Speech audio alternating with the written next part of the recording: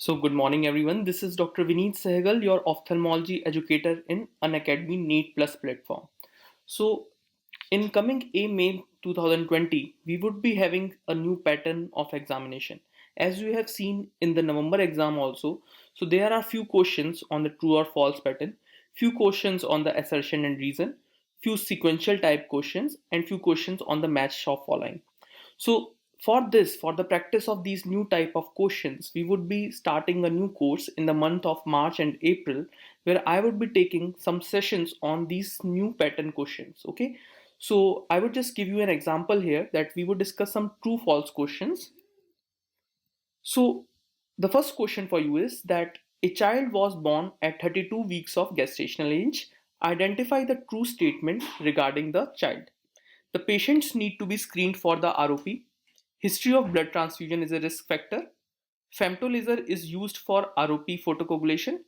Neonatologist is required at the time of screening.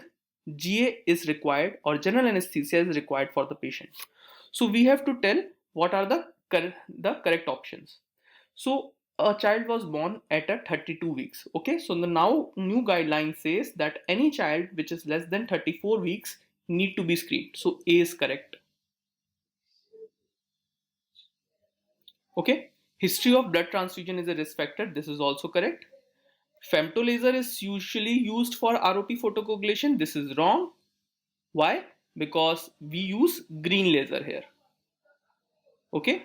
Neonatologist is required at the time of screening. Definitely yes, because we have to monitor the systemic parameters. GA is required for the patient. Definitely no. What we require is just sedation. Okay. So in this question, we have this statement is true. This is also true. And this is also true. So A, B, and D are true statements, and C and E are false. Okay, and the question for you, which of the following are true statements? Oral steroids are the drug of choice for optic neuritis. MRI is needed for atypical optic neuritis.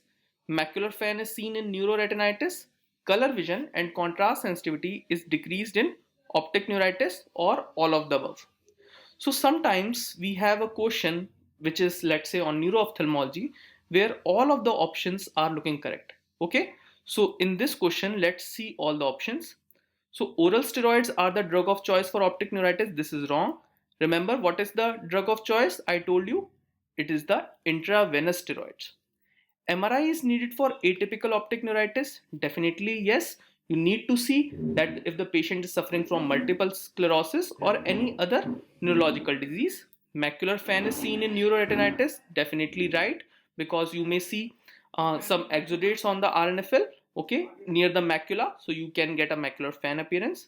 Color vision and contrast sensitivity is decreased in optic neuritis. This is also correct. Okay, so the answer here is B, C, and D. Why I have kept option E also here?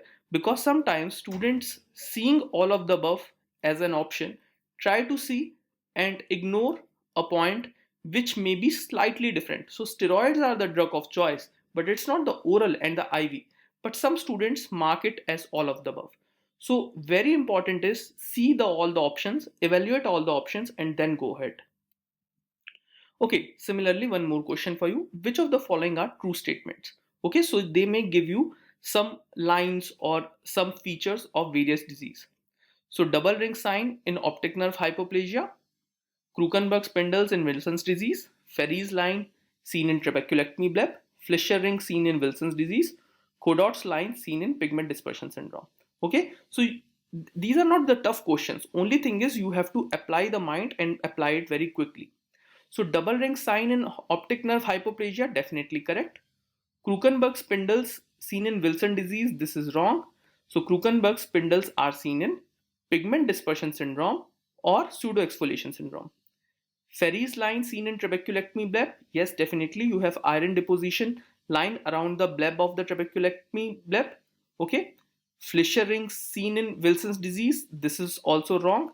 Remember, where you see Fleischer ring, okay, you see it in keratoconus.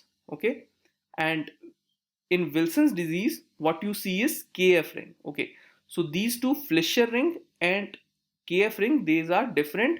KF ring is seen in Wilson's disease, and Fleischer ring is seen in keratoconus. So a very small difference in the name and you get a different answer. Kodot's line seen in pigment dispersion syndrome, this is also wrong because Kodot's lines is seen as a rejection line in a corneal transplant patient.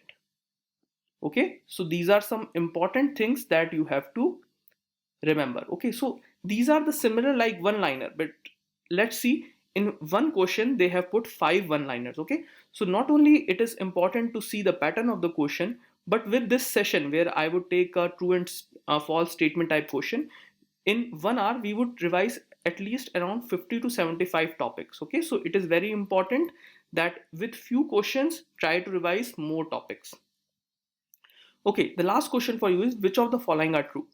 Timolol is used in caution in patients of bronchial asthma. Topiramate can cause bilateral angle closure glaucoma. Methazolamide can cause decreased ocular blood flow. Central field effects can be seen in open angle glaucoma. IOP is decreased during pregnancy. So you have to tell that which of the following are correct. Let's see. So timolol is used in caution in patients of bronchial asthma. Definitely right. It is a beta blocker. Topiramate can cause bilateral angle closure glaucoma. Definitely right. Methazolamide can cause decreased ocular blood flow. This is wrong. Remember, any carbonic anhydrase inhibitor can increase ocular blood flow. Either it is a dorzolamide, brinzolamide, or methazolamide, it can increase blood flow. Central field effects is seen in open angle glaucoma. Remember, whenever you get glaucoma, you get peripheral defects. Okay, so where you get central field effects you see in the cases of a optic nerve disorder. IOP is decreased during pregnancy. This is also correct. So your answers are A, B, and E. So which of the following is correct? B. Okay. So let's see, in these type of questions, these are not difficult questions, but you need practice and you need detailed knowledge. Okay. So we would have a great session. Looking forward for all of you to have to come in the session and read and learn about ophthalmology. Thank you. Let's crack it.